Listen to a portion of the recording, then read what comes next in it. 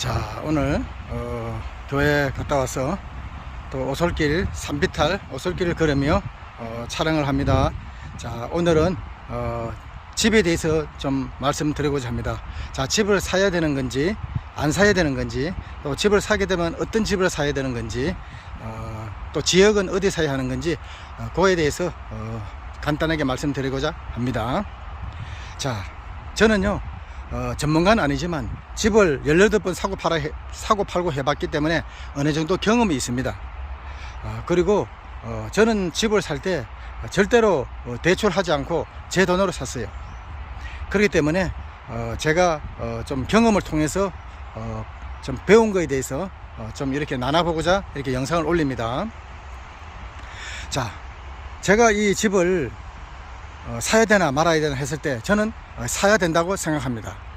적어도 내 집 하나만큼은 있어야 되지 않나, 저는 그렇게 생각합니다. 왜냐하면은 제가 2년 전에 집을 팔면서 집값이 더 내려가면 산다고 이렇게 하고 팔았는데 웬걸 그게 아닙니다. 집이 내려간 게 아니고 제가 작은 아파트 살았는데 그걸 파니까요 5억이 올랐습니다. 이야, 진짜 이거요 정말 2년 동안 마음고생 많이 했습니다. 그리고 전세 살았는데 이제 나와가지고 집을 하나 샀습니다. 신축 아파트 산 게 아니라 신축 빌라를 샀습니다.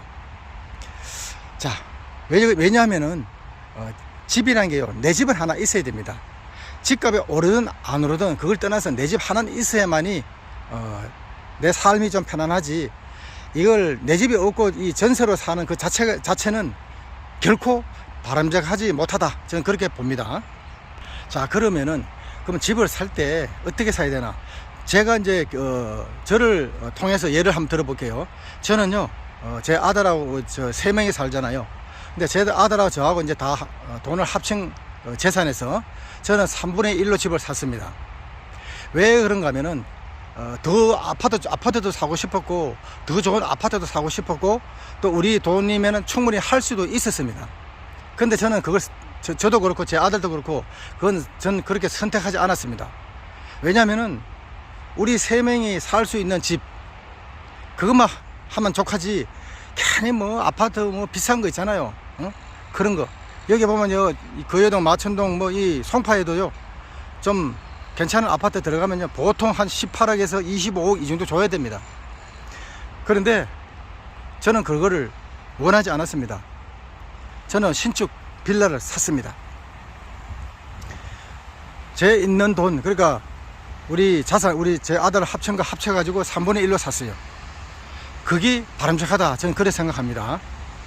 그리고 남은 돈으로는 투자를 하는 거죠. 근데 그 투자하는 것은 각자 알아서 투자하겠지만, 예를 들어서 우리 같으면 어떻게 하는가 하면은 좀 미국 주식, 배당금 이런 쪽으로 좀 하기도 합니다. 그건 이제 힌트로 드리는 겁니다. 근데 이건 아무나 하는 게 아닙니다. 좀 많이 알아야 돼요. 이 집이란 게요, 이게 만약에 이 뭐 아파트 큰 거 샀다, 뭐 30평 40평짜리 새 아파트 샀다, 그럼 보통 한 20억 25억 30억, 뭐 물론 잠실 같으면 뭐 확실히 더 비싸고 강남 같으면, 본래 강남에 이런 데는 뭐 한 뭐 50억 60억 70억 하잖아요. 근데 저는 집을 큰 거 또 새 집 이렇게 사가지고 무리하게 할 필요 없다. 그래봤자 세금 많이 나오고 관리비 많이 나온다.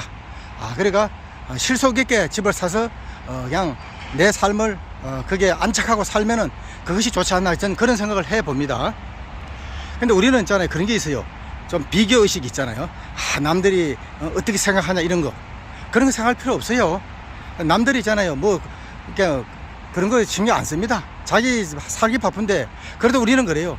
내 주변 사람들이 나를 어떻게 바라볼까, 이런 것 때문에 자꾸 그러는데, 그런 거 생각할 필요 없어요. 내가 그냥 실속 있게 살면 그게 좋을 것 같습니다.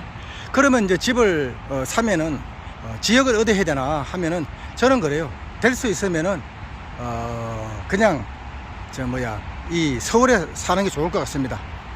서울은 그래도 수요가 있습니다. 수요 공급이 원만합니다.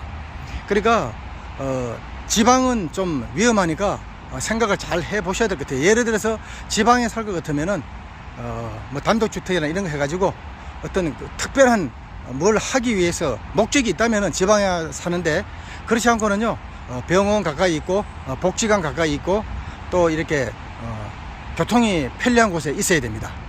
그런 걸 생각해 가지고 사야 돼요. 저는요 제가 산 게, 저는 이제 이 전철 타기 좋은 곳으로 정했습니다. 그런 식으로 교통이 편리하고 병원이 가깝고, 그 다음에 뭐 복지관이라든가, 그 다음에 뭐 시장, 마트, 뭐 이런 게 좀 있는 곳이 좋을 것 같습니다. 그리고 이제 사람들은 그래요. 앞으로 이제 집값이 내려간다 하더라고요. 왜냐면은 뭐 노인 인구도 지금 많고, 또 인구가 다 이제 젊은 인구가 줄어들니까, 인구가 감소하니까 이건 집값이 내릴 것이다. 나중에는 반토막 되고, 아니 나중에 그보다 더 할 것이다. 뭐 이렇게 얘기하는 사람도 많아요. 근데 2018년도에도 전문가가 그렇게 말을 했어요. 제가 그때 2018년도에 뭐 집을 살까, 그때 이제 뭐 팔까 하고 있었는데, 그때 전문가가 그랬거든요. 2018년도에 그랬거든요. 앞으로 이제 이 인구가 이제 이 줄어드니까 집값은 내릴 것이다. 그때가 맞아 2016년도인가 막 그때 그랬어요. 2016년도인가 그때 2018년도 되면은 집값은 내릴 것이다, 막 내릴 것이다, 막 이렇게 많이 했거든요. 그런데 결국은 물가는 오르잖아요. 그리고 지금 결론은 뭐냐? 집값이 지금 몇 배로 뛰었어요. 그러니까 그런 걸 생각했을 때는 뭐 투자를 하는 것 같으면 뭐 두 채, 세 채에서 투자한다지만, 한 채로 사는 것 같으면은 그냥 욕심 부리지 말고 그냥 내 재산의 절반이나 아니면 3분의 1로 작은 집을 하나 샀으면은 좋지 않나, 저는 그런 생각을 해봅니다. 그리고 지금 우리나라 이 노인 인구가요 너무 많아요. 지금 2025년에 우리나라 노인 인구 있죠. 고령화 노인 인구가 지금 1060만 명이 있었어요. 근데 이제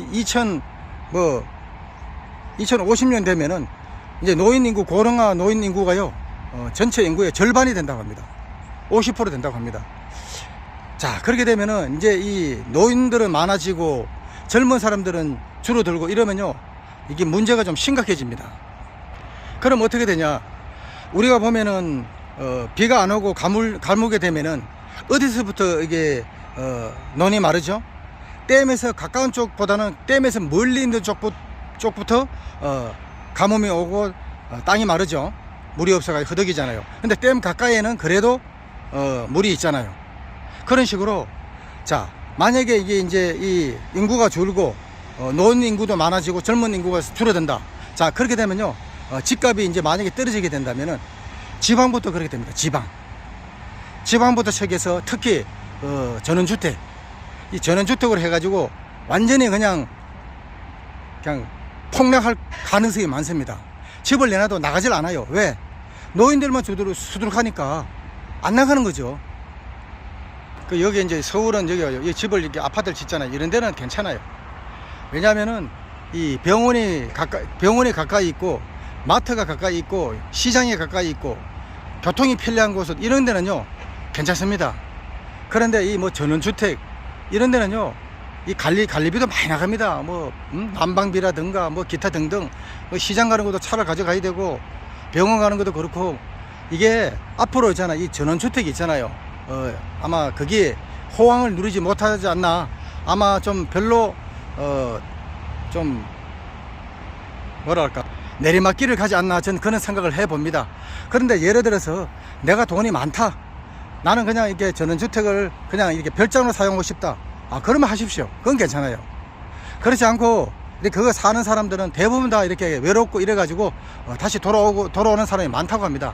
기능도 그렇고 기촌도 그렇고, 그렇게 생각을 잘 하시고 해야 될 것 같습니다.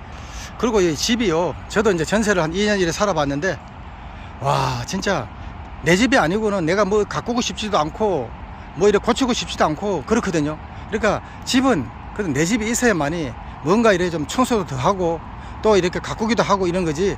그러니까 내 집 하나는 있어야 되지 않나, 그런 생각을 해봅니다. 그리고 제가 아까 그 대출 내고는 집을 사지 말라 했는데, 그거는요 경우가 있어요. 예를 들어서 정말로 내가 돈이 없다, 근데 집을 꼭 사고 싶다, 그러면요 그거는 대출 내고 사도 괜찮아요. 여기가 이제 예를 들어서 내가 여기 안정적으로 살 곳이다, 그리고 앞으로 괜찮은 지역 같으면요 그거는 대출 내고 사야 되죠. 왜냐면 내가 돈 벌어서 집을 언제 삽니까? 근데 대출로고 사가지고 내가 능력만 된다면 대출 그 금리를 갚을 수 있는 능력만 되면 사십시오. 그건 해야 돼요. 그렇게 해가지고 집을 사야 되지 처음부터 어떻게 돈을 다 모으겠습니까? 저는요 처음에 93년도에 빌라를 사가지고 그때부터 시작했는데 그 빌라 사가지고 7년 5개월 동안 살아가지고 오히려 있잖아요 돈이 올라가지 않고 내려가가지고 내려서 팔았습니다. 그 정도로 저도 경험이 있어요. 야 이거 봐요, 이 풀이 이게 참 소주가면 소 잘 먹는 풀이거든요. 내가 이 시골에 살아서 이거 나서로 다 비쓸 거야 아마. 그래 소 줬을 거야. 이런 풀은 너무너무 아까워요. 진짜 너무 오래 하면 안 되는데 또 이렇게 촬영을 또 오래 하네요. 여기까지 해야 되겠어요. 이거 오래 하기보다는 좀 짧게 하는 게 좋지 않나 생각하는데 제가 이게 또 잘 했는지 모르겠습니다. 어쨌거나 제 나름대로 이렇게 했는데 여러분에게 좀 도움이 됐으면 좋겠습니다. 자 여기까지 하겠습니다. 감사합니다.